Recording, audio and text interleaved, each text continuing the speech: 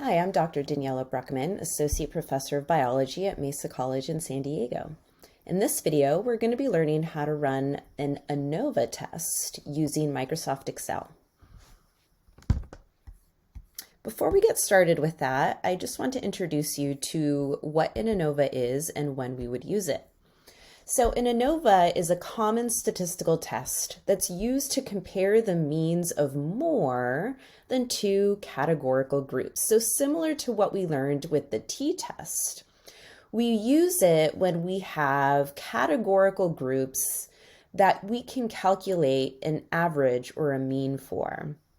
And furthermore, groups of data that have the same units. Now, in an Anova, we want to make sure that our independent variable is in fact categorical and that our dependent variable is numerical. So as you can see in the graph here on the right-hand side, this would represent data that could be a good candidate for analyzing with an Anova or an analysis of variance.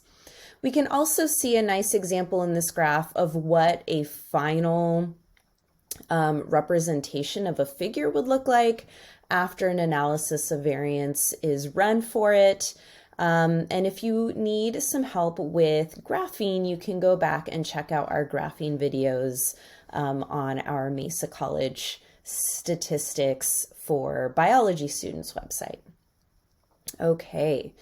Now, one last thing I want to mention before we move on is when we run an analysis of variance or an Anova, this test is going to tell us whether there is a statistically significant difference between the groups that we are analyzing or we are comparing.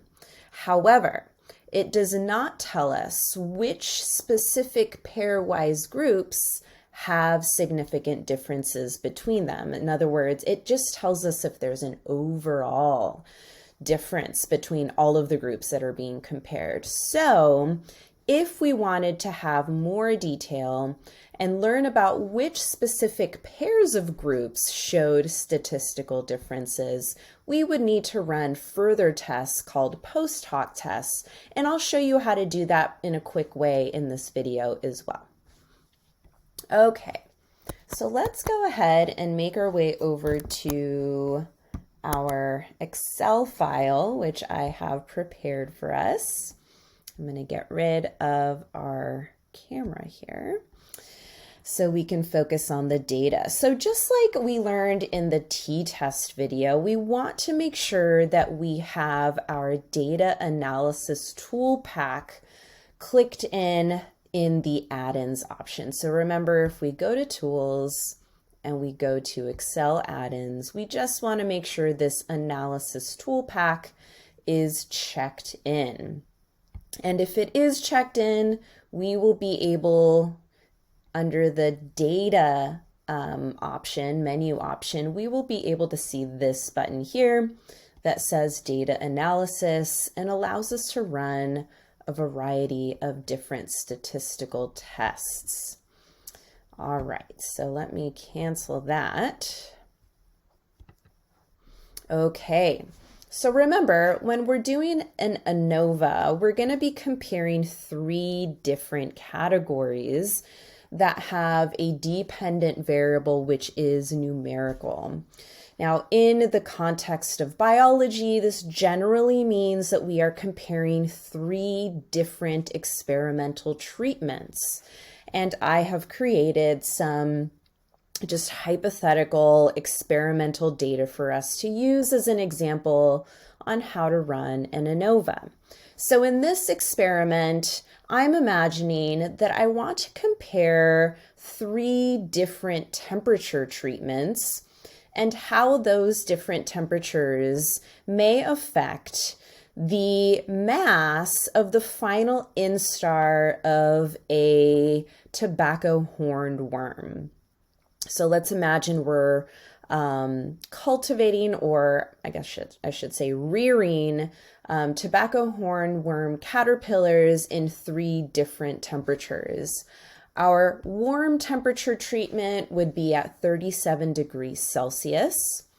Our cold temperature treatment would be at 15 degrees Celsius. And then we have a third temperature treatment, which I have called ambient, representing room temperature at about 25 degrees Celsius. So 3 different treatments, 3 different data sets. Now, our dependent variable for this experiment, as I mentioned, is mass. So let's imagine we rear our caterpillars until their final larval instar stage, and we take their mass, we weigh them, and we put those mass values in grams for each of our caterpillars. So as we can see, each of our temperature treatments in this example has 10 samples or 10 caterpillars. So we have 10 for the warm treatment, 10 for the cold, and 10 for our ambient treatment. Okay, first thing we need to do as far as analyzing this data is we need to put it into a format that our program is going to recognize. And that format is going to require 3 distinct columns. So as we can see, we have our treatment set up in one column here, and then our masses in an adjacent column. So what I'm going to do is I'm just going to copy and paste this into a new format. So I'm going to write warm, cold, and ambient here. And then I'm going to copy and paste each of our data sets so that they are in adjacent columns. Okay, so I'm just copying and pasting so that our labels are on the top of each column and our numerical values for mass are just underneath them. So as we can see now, instead of having all of our data in one continuous column, we have our data separated into 3 distinct columns. And that's going to help us do in Anova here on Excel. So if you haven't set up your data like this, make sure that you have them in 3 different columns. I'll also make just kind of a side note here that you can still run an Anova if you have data samples that are not exactly the same, right? So here we have 10 different samples for each treatment. You don't have to have exactly 10 or an exact number for each of your data sets. Okay, now let's run the Anova. We're going to click on this data analysis button, and we're going to choose the single factor Anova, which is actually the first test on this list.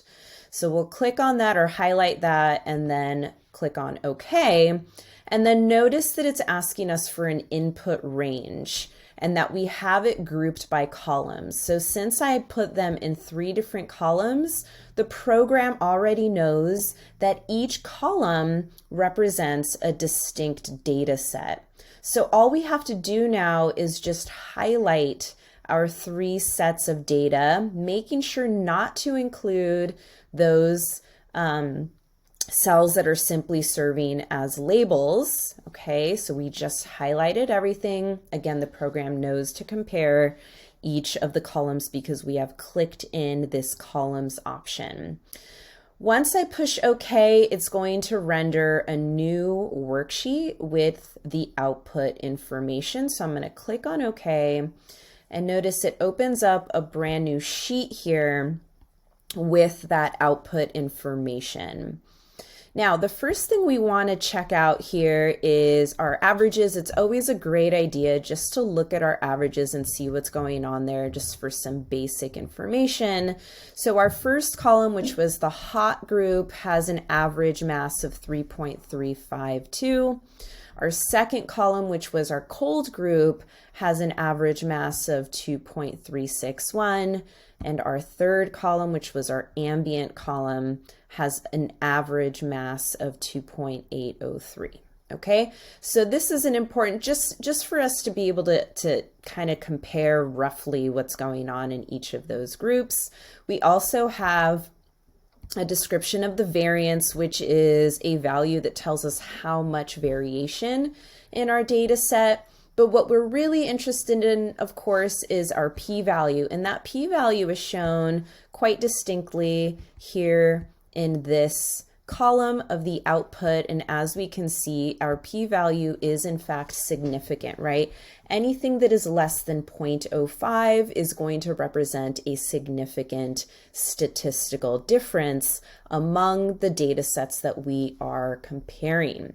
So since our p-value is 0.0004, that is much less than 0.05, we can conclude that our 3 different temperature treatments did in fact result in a statistically significant difference. So if our experiment hypothesis was that different temperatures result in different larval masses, then this data and the analysis we just did does in fact support that hypothesis because of that low p-value we acquired. Okay, one last thing I want to teach you what to do with this data, or teach you what to do as far as increasing the detail of what we can extrapolate from it. Remember I mentioned that when we get this p-value, this is simply telling us that there is a significant difference among all of our groups. We do not know from this test whether warm and cold are different from each other, warm and ambient, whether there are any statistical differences between any of these pairs. Now, what we need to do in order to acquire that information is run something known as a post hoc test, which we cannot do here on Excel, or at least not easily without doing some math. So what I have found was that there are a few websites available that allow you to do this kind of a test in a quick and easy way. This is one of the websites that I have used in the past. I will link the website in the video notes of this tutorial. So as we can see, it's a pretty basic website, but the first thing we want to do is just to select the number of data sets that we have. So as you can remember, hopefully in this particular data set, we just had 3 different data samples, or 3 different treatments. And then another thing we'll want to do on this website is to uncheck this box, because this box just gives you some sample data that you want to kind of get rid of. Okay, so we're checking the 3 and we're unchecking that box. And then we're going to click on this button here that says proceed to enter your treatment data. So I'm going to click on that, and then notice that it gives you 3 different columns. And those are the columns that we can use to put our data from our Excel sheet. So I'm going to go to our first data set, which was the warm treatment. We want to keep track of which one is which. So warm would be sample A. So we'll just copy and paste. Cold would be sample B. Again, just copy and paste that right into this website. And then sample C is going to be our ambient temperature data. So we're going to copy and paste that in. Okay, so once these are pasted in, it's super easy. We just click this button here. It's running this post hoc Tukey test. It's showing us the data that we put in there. Hopefully that p-value is similar to what we saw in the Excel file, which it is, 0.0004, so that looks great. And then we're going to just scroll all the way down to the bottom, or almost to the bottom, where it says Tukey HSD results. And so here what we can see is the treatment pairwise analyses that were done. So this is telling us that sample A and sample B were significantly different, meaning that the warm and the cold treatment had significantly different masses. The warm and the ambient treatment, so samples A and C, also had significantly different masses. However, the cold and the ambient treatments looks like that the p-value for this particular pairwise comparison was not above 0.05 and therefore not significant, not statistically significant.